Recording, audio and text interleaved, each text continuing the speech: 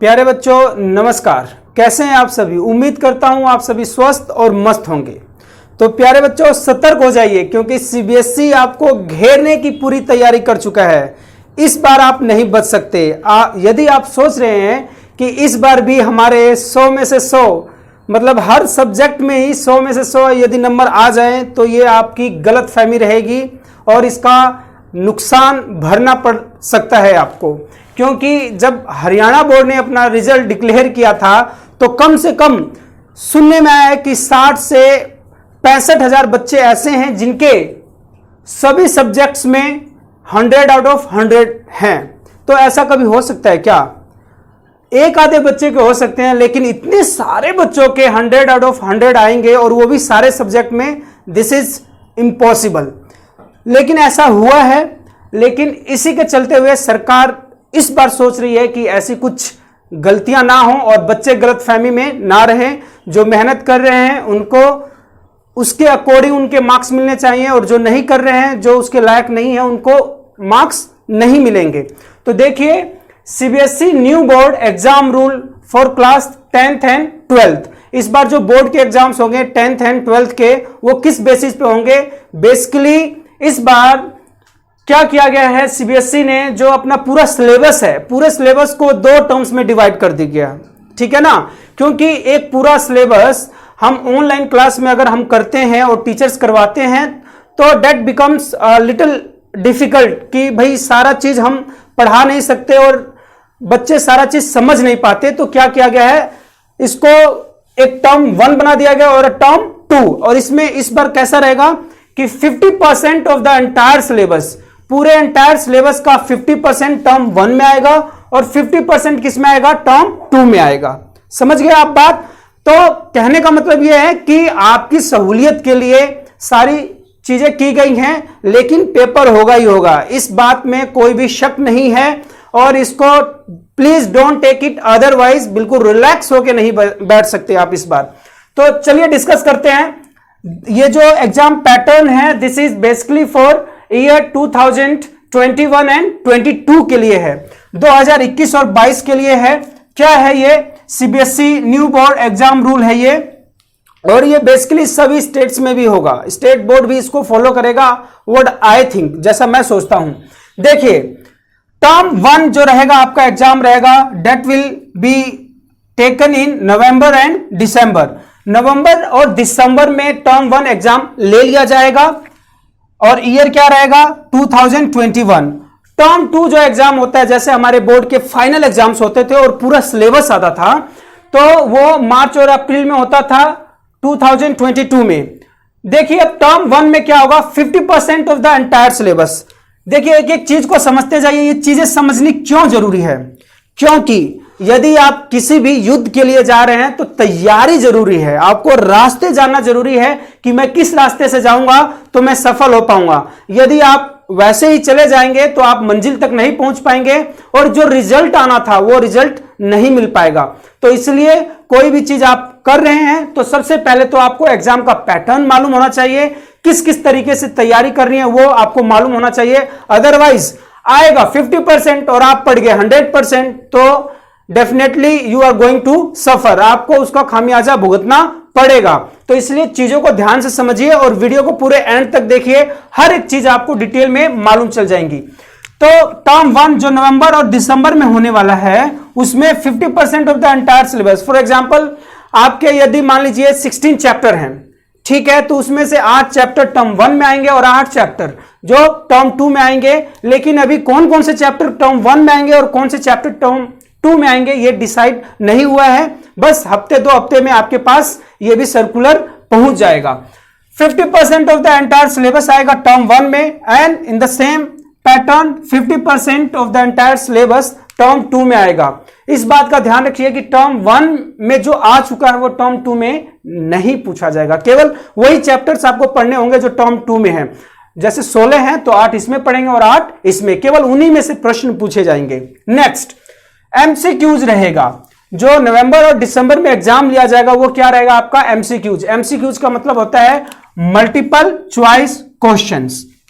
उसमें आपको 4 ऑप्शंस मिलेंगे। एक क्वेश्चन दिया जाएगा और उसमें आपको 4 ऑप्शंस एक उसमें राइट होगा और 3 उसमें क्या होंगे, गलत होंगे। उसमें you have to tick on the correct one. तो मल्टीपल चॉइस क्वेश्चन होंगे, 90 मिनट्स का होगा। जो समय रहेगा वो कितना रहेगा, 1 घंटे 30 मिनट, मतलब 1.5 घंटे का समय रहेगा। एंड आपको वो मल्टीपल चॉइस क्वेश्चन फिलअप करने होंगे। वो किस में फिलअप करेंगे आप, OMR शीट में फिलअप करेंगे। OMR शीट क्या होता है, देखिए मैं आपको बता देता हूं। जैसे कि आपको स्क्रीन पे दिख रहा है OMR शीट, इसमें देखिए 4 ऑप्शंस हैं। अब इसमें आपको फिलअप करना है। देखिए भरेंगे कैसे OMR शीट, इसमें 1 2 3 4। तो मान लीजिए जो सही जवाब है उसमें एक पूरे को आप क्या करेंगे, डार्क कर देंगे। Is it clear. तो OMR शीट आपको समझा दिया जाएगा, स्कूल में आपको ट्रेनिंग दी जाएगी कि कैसे आपको फिलअप करना है। OMR शीट रहेगा टर्म 1 के लिए, जो नवंबर और दिसंबर में होगा। लेकिन टर्म 2 कैसे होगा, शॉर्ट, उसमें जिस तरह हम अपने फाइनल एग्जाम्स देते थे मार्च या अप्रैल में, क्वेश्चंस जो आते थे लिखित रूप में हमें लिखना होता था आंसर शीट में। तो शॉर्ट क्वेश्चन भी होंगे, लॉन्ग क्वेश्चंस भी होंगे, सिचुएशन बेस्ड क्वेश्चंस भी होंगे, केस स्टडी भी होगा और ओपन एंडेड होगा। कहने का मतलब यह है कि आप तुक्का मार के नहीं आ सकते। ये situation based and case study हैं। ये ऐसे क्वेश्चंस होते हैं जिसमें आपको हर एक कंसेप्ट जानना जरूरी है। फॉर एग्जांपल मैं एक एग्जांपल आपको दे दूं कि भाई मान लीजिए 10th क्लास में एक क्वेश्चन आता है कि एक एरोप्लेन क्रैश हो गया और ये जंगल में एक पर्टिकुलर रेक्टेंगुलर फील्ड में गिर गया। तो आपको प्रोबेबिलिटी निकालनी है कि what is the probability of, वो जो प्लेन है इस पर्टिकुलर एरिया में गिरा है उसकी क्या प्रोबेबिलिटी है टोटल एरिया से लेकर।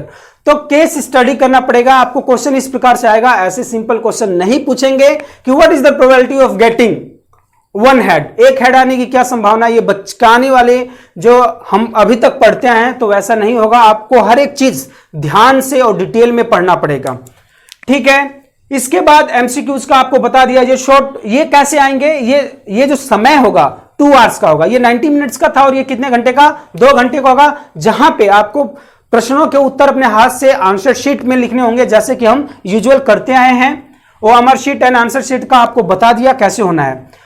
उसके बाद देखिए क्या क्या केसेस बनते हैं।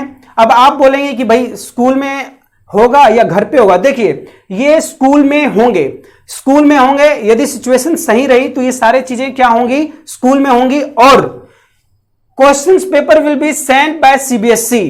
ये जो क्वेश्चन पेपर आएंगे कौन भेजेगा, CBSE भेजेगा। स्कूल कोई भी क्वेश्चन पेपर नहीं बनाएगा। All the question paper will be set by CBSE with marking scheme. Marking scheme कैसे रहेगी कि भाई किस क्वेश्चन के कितने मार्क्स आएंगे, वो सारा स्कीम दे के CBSE आपको तैयार फॉर्मेट भेजेगा। इसके बाद है एक्सटर्नल एग्जामिनर, जो चेकिंग के लिए आएंगे एक्सटर्नल होंगे। ऐसा नहीं है कि आपके स्कूल के ही आएंगे या कोई जानकार एग्जामिनर आ जाएगा।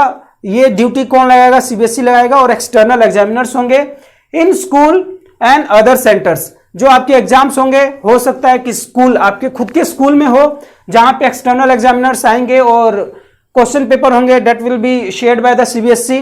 या क्या हो सकता है कि दूसरे स्कूल में भी आपको जाना पड़ सकता है एग्जाम लिखने के लिए। Last and the most important point is situation is not conducive for term 2।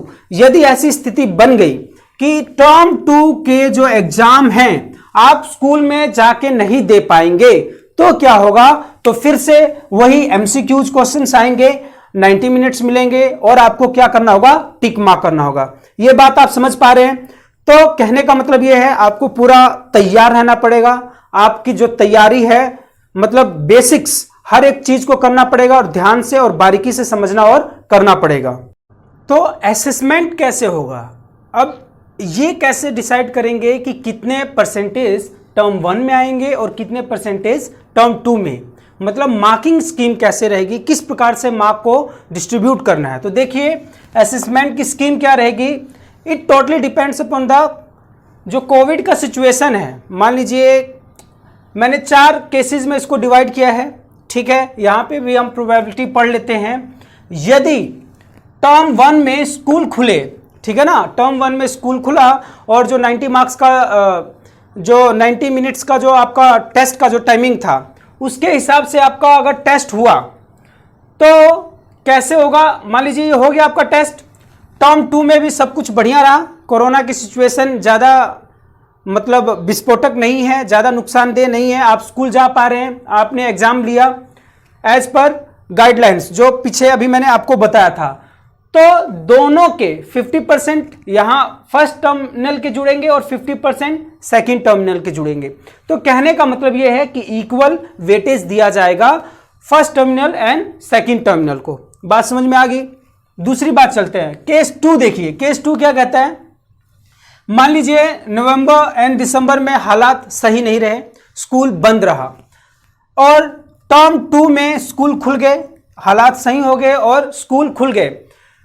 तो क्या होगा, जो आपने जो एमसीक्यूज दिए थे उसके जो परसेंटेज लगेंगे उसके लेस लगेंगे as compare to this one. मतलब कहने का मतलब है, यदि आप स्कूल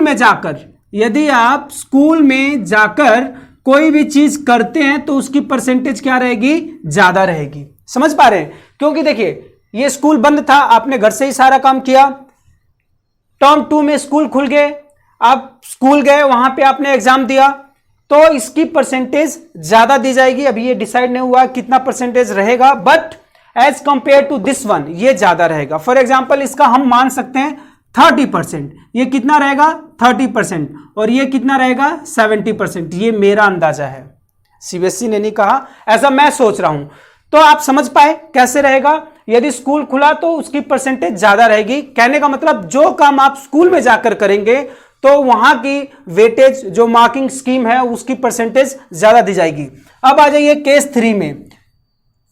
नवंबर दिसंबर में स्कूल खुला, आपने एमसीक्यूज अटेम्प्ट किया, बट सिचुएशन सही नहीं रही और मार्च अप्रैल में आपका स्कूल बंद रहा, तो रिवर्स हो जाएगा।